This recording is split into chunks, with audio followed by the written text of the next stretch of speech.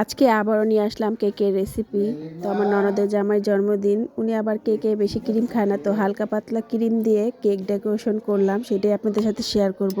তো প্রথমে 1 কাপ ময়দা নিয়ে নিলাম, 1 চামচ বেকিং পাউডার নিয়ে নিলাম, হাফ চামচ বেকিং সোডা নিয়ে নিলাম, 1 চিমটি লবণ, 4টা ডিমের সাদা অংশ আমি প্রথমে ব্লেন্ড করে নেব। চিনি দিয়ে 3 বারে চিনি দিয়ে আমি হালকা হালকা করে ব্লেন্ড করে নিতেছি। তো এই তো আমার ডিমটা ফোম হয়ে গেছে।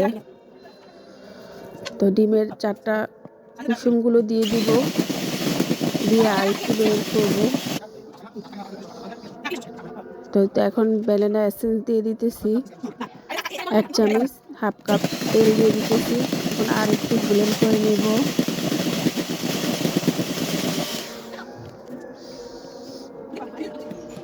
তো হয়ে গেছে আমার ব্লেন্ড করা। এখন যে ময়দাটা চেলে রেখেছি সেটা অল্প অল্প করে দিয়ে মিশিয়ে নেব একদম আলতো হাতে। তাই তো আমি 2 বারে দিয়ে দিলাম। এই তো আমার হয়ে গেছে কেক রেডি। তো এখন ব্যাটারগুলো 2টা প্লেটে আমি কাগজ কেটে তেল দিয়ে নিয়েছি। এখন ব্যাটারগুলো দিয়ে দিলাম। আজকেও দোতলা কেক বানাবো। তো এই তো আমার হয়ে গেছে। এখন চুলায় বসিয়ে দিলাম। এখন 1 কাপ হুইপ ক্রিম নিয়ে নিলাম। তো এটা ব্লেন্ড করে নেব।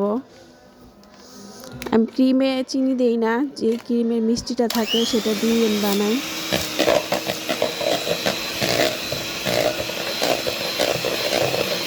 তো ব্লেন্ড করে নিতেছি।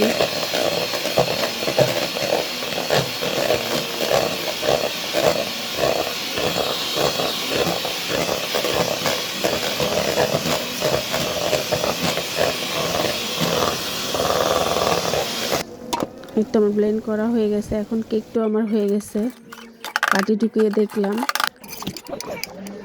তো এখন আমি কেকটা কেটে নিয়েছি, ঠান্ডা করেও নিয়েছি। তো সুগার সিরাপ দিয়ে এখন ক্রিম দিয়ে দিতেছি। তো আমার ননদের জামাই বেশি ক্রিম খায় না, এই জন্য হালকা পাতলা ক্রিম দিতেছি। ক্রাম্পড করে আমি 15 মিনিট ফ্রিজে রেখে দিয়েছি।